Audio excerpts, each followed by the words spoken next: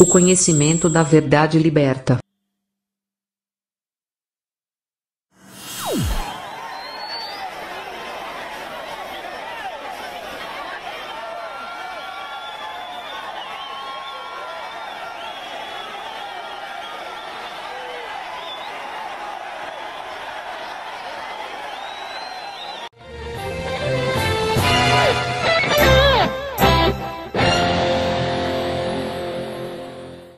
Olá, amigos do canal Vista Pátria, que é Alan Frutuoso, e eu gostaria de trazer para vocês hoje um assunto que está causando espanto em grande parte da comunidade internacional. La caravana migrante procedente de Honduras llegó a la frontera de Guatemala con México al mediodía del viernes. Vocês devem ter reparado nos últimos dias uma caravana de imigrantes rumo aos Estados Unidos, mas é uma caravana enorme. Começou com 200 pessoas, chegou a 7 mil imigrantes e agora já está em quase 14 mil imigrantes, segundo algumas fontes. Para entendermos o real motivo desse episódio extraordinário que está acontecendo na América Central, a gente precisa voltar um pouquinho no tempo. Tá? Não tem como entender o que está acontecendo agora se não voltarmos ao ano de 2009, porque naquele ano uma coisa essencial para esse fato de hoje aconteceu e o Brasil estava no meio dessa história. Vamos lá? República de Honduras, José Manuel Zelaya. 1. Esta revolución, estos 10 años de lucha, significan un símbolo contra el fraude capitalista de Wall Street. Em 2009, Honduras era governada por um integrante do Foro de São Paulo, né? O Zelaya era o atual presidente naquela oportunidade e ele tentou fazer uma coisa que todo esquerdista do Foro de São Paulo adora fazer para se perpetuar no poder. Ele não tinha direito à reeleição naquele ano e por isso ele tentou uma Assembleia Constituinte para mudar a Constituição e se perpetuar no poder. E o método que ele tentou utilizar para fazer isso foi a convocação de um referendo sobre essa Assembleia Constituinte, o que foi julgado inconstitucional pela Suprema Corte do país. Então, ele tentou fazer o plebiscito, o referendo, aos moldes de Hugo Chávez, e a Suprema Corte falou, opa, calma, vai devagar, você não tem direito a fazer isso aí. O que ele fez? Vamos respeitar? Não. Ele tentou antecipar o referendo, o que acabou gerando uma ordem de prisão expedida pela Suprema Corte, que foi executada pelas Forças Armadas daquele país. Né? Na época foi noticiado um golpe militar em Honduras, em 2009. El país celebraba este domingo un polémico referéndum sobre la posibilidad de que el presidente fuera reelegido. Y ante la consulta, el ejército se ha tomado la justicia por su mano. Un comando de las Fuerzas Armadas ha capturado al presidente Manuel Zelaya de madrugada. Le han trasladado a una base aérea del sur del país, desde donde ha sido deportado a Costa Rica. Então Zelaya, naquele momento, ele é deposto, ele é preso e ele é deportado para fora do país. O Congresso Nacional de Honduras faz uma votação e acaba depondo o então presidente Zelaya, né, do Partido Liberal, que é o partido de esquerda que atua em Honduras. Prometo ser fiel a la República, a la Constitución y a las leyes. Então o presidente da Câmara ele assumiu interinamente a presidência até que fosse convocada uma nova eleição democraticamente, o que aconteceu naquele próprio ano. Porém, eis que surge o Brasil, então governado por Luiz Inácio Lula da Silva. El pasado 28 de junio, el señor Zelaya fue removido de su cargo legalmente por decisión de la Corte Suprema de Justicia y el Congreso Nacional de nuestro país. Pese a que Brasil no nos ha extendido la cortesía de reconocer el gobierno constitucional de Honduras. Lula reafirmou. Não, peremptoriamente não. O presidente Lula também declarou que só aceitaria o resultado das urnas se Manuel Zelaya tivesse sido restituído ao cargo. Lula não poderia deixar o seu amigo de Foro de São Paulo ser deposto daquela forma. Não poderia, em hipótese alguma. O que ele fez? Ele mandou uma missão diplomática brasileira, ele expôs o Brasil a essa vergonha, trouxe de volta, clandestinamente, de uma missão secreta, ele trouxe de volta o Zelaya para dentro de Honduras e instalou ele na embaixada brasileira naquele país. Golpe de Estado, como que derrocou o presidente constitucional de Honduras, Manuel Zelaya, que se encontra desde segunda-feira refugiado na embaixada do Brasil em Tegucigalpa.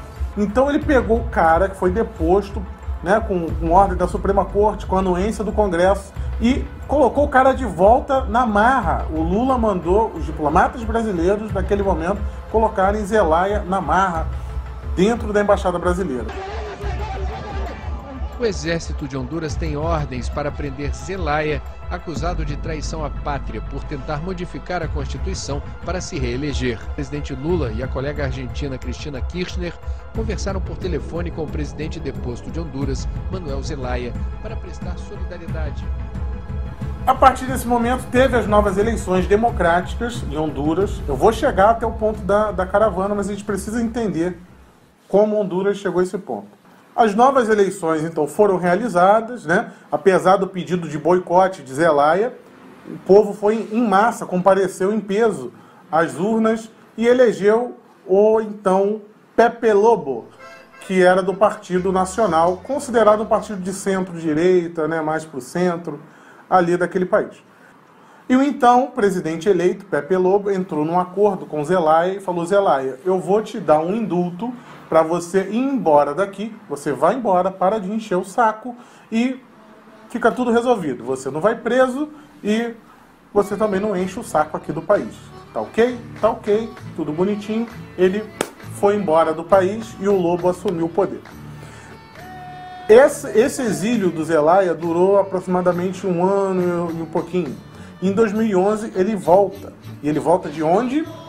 El presidente de Honduras, Manuel Zelaya, ha llegado a Nicaragua el domingo por la noche, donde fue recibido por los mandatarios de Venezuela, Hugo Chávez, Nicaragua, Daniel Ortega y Ecuador, Rafael Correa. Da Nicarágua, que atualmente e desde aquela época tinha como governante Daniel Ortega, outro integrante do Foro de São Paulo, também amigo do Lula, que hoje em dia, inclusive, está reprimindo a oposição, matando, usando violência, inclusive matou uma médica brasileira há pouco tempo. Então, Zelaya volta da Nicarágua, é aclamado pelaquela ala da esquerda e começa a articular o seu retorno, a sua influência ali na oposição. Apesar dele ter os direitos políticos dele caçados, né? Mas os esquerdistas não costumam respeitar muito isso. Mas então você pensa, Zelaya saiu do poder, a esquerda, que era do Foro de São Paulo, saiu do poder, colocou um cara de centro, está resolvido o problema em Honduras, não é? Não, lembre-se que a gente está na América Latina e na América Latina a corrupção é uma forma de perpetuação no poder, independente da corrente política. Dos nuevos casos de corrupción en Honduras tienen a la primera dama y a la vicepresidenta del Congreso. El gobierno hondureño está enfrentando escándalos de corrupción, Elsie. Então, o governo do Partido Nacional, ele começou a apoderar-se do Estado. Algo muito parecido, inclusive por agências que controlam, que acompanham o nível de corrupção em alguns países, apontam que a corrupção em Honduras, que foi instalada a partir de 2010, é muito semelhante à metodologia utilizada no Petrolão. Então, tem isso em comum. Por quê? Honduras ele é governado por oligarquias econômicas. Então, tem o setor de telecomunicação, que controla ali a parte da comunicação do país, e tem o setor agrícola e o setor de empreiteiros. Olha, os empreiteiros aí, como sempre. Então, essa turminha aí, ela está sempre se intercalando no poder e controlando tudo. Essa fonte de corrupção, né, lembra muito o que a gente viu aqui com o governo Temer. O que acontece? A esquerda ela logo cresce, ela está vendo, olha como eles são corruptos, aí começam a insuflar as massas. E foi exatamente isso que a esquerda daquele país começou a fazer. com as denúncias de corrupção. Em 2014 entra o que era então o presidente da Câmara, o Hernández, que também era do partido do Pepe Lobo, que o Pepe Lobo vai ser condenado nos Estados Unidos posteriormente por corrupção. E 38 membros do partido também estão sendo investigados por corrupção. Então, esse caldo, essa lambança em Honduras, acumulada da violência, possibilitou que a esquerda voltasse às ruas de forma mais virulenta.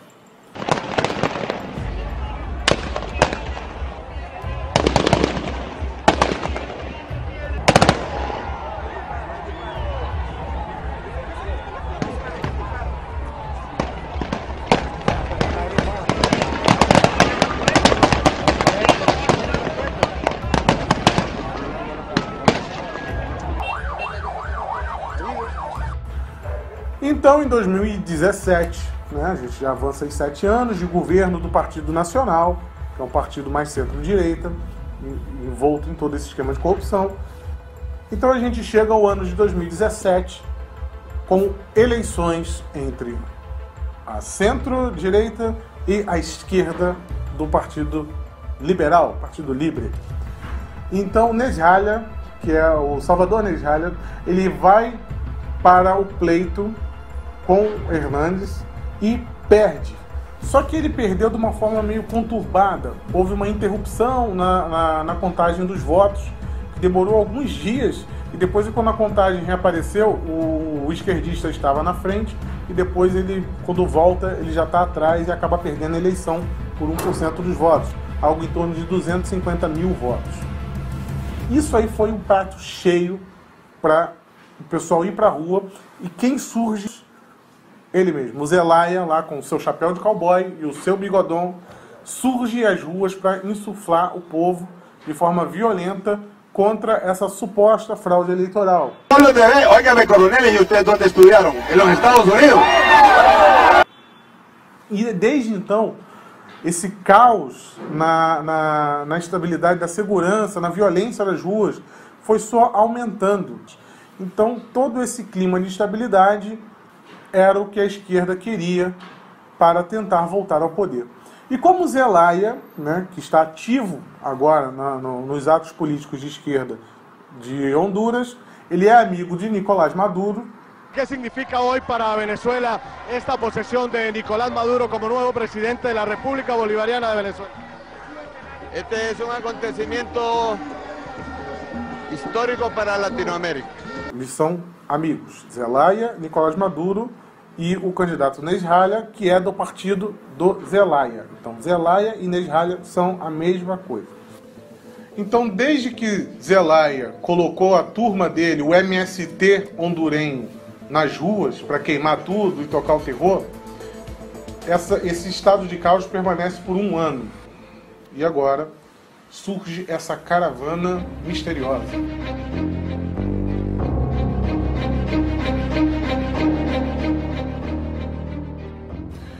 É muita inocência acreditar que, do nada, algumas pessoas que estão na pobreza em grande parte da sua vida decidiram todas se levantar, chamar os seus vizinhos e todos saírem a pé, caminhando metade da América Central rumo aos Estados Unidos. Isso é loucura, é muita ingenuidade acreditar nisso. A grande imprensa está tentando passar que é por causa da pobreza, da violência naquele país. Gente, isso não faz sentido.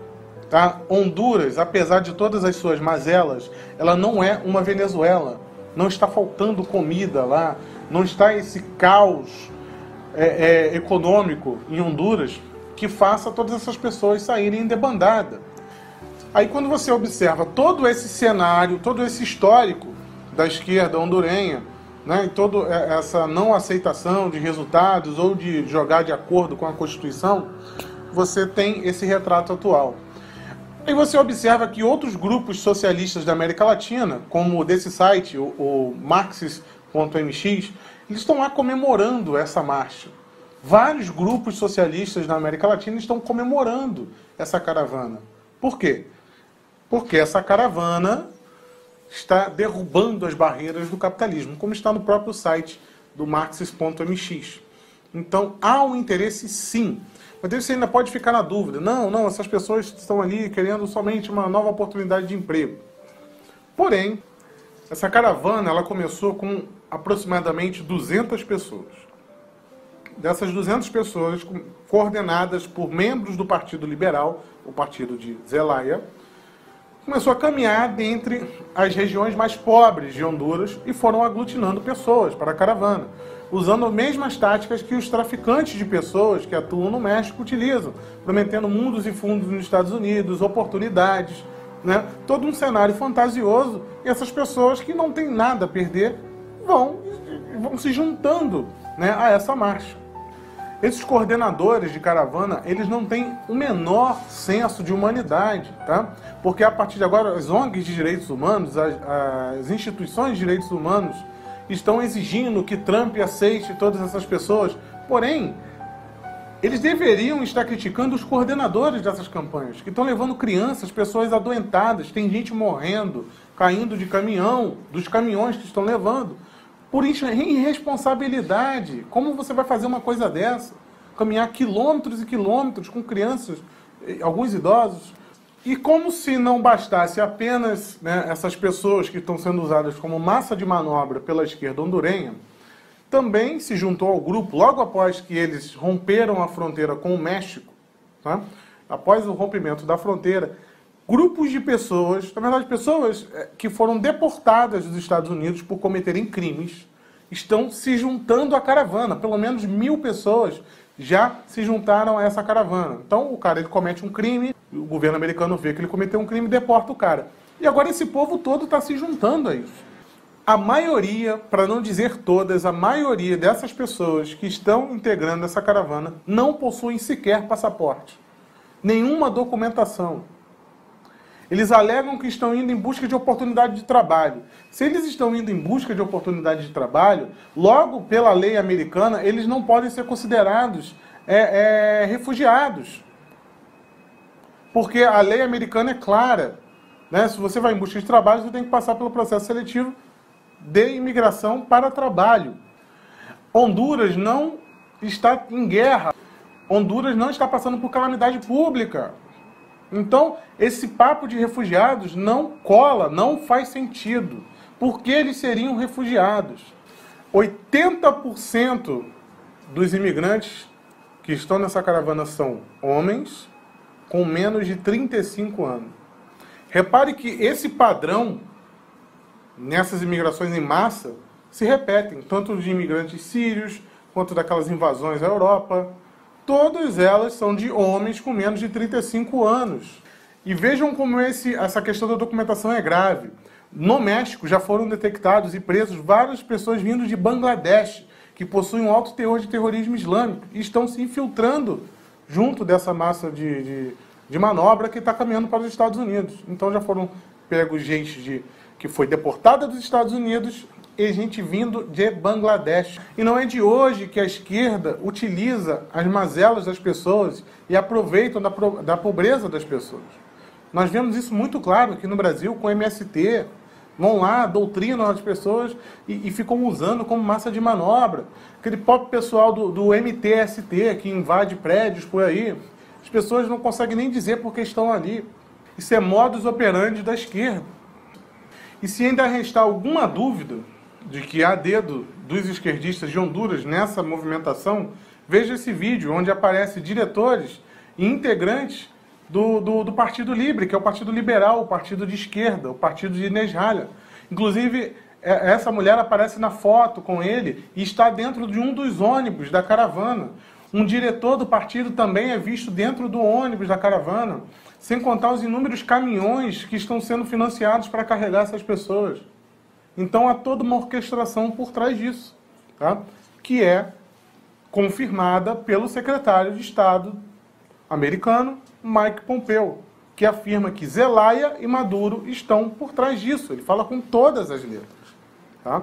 Então, provavelmente, agora você já sabe o que está acontecendo, o que está por trás dessa marcha, que será utilizada exaustivamente pela grande mídia, né, para confrontar Donald Trump e confrontar a soberania dos Estados Unidos.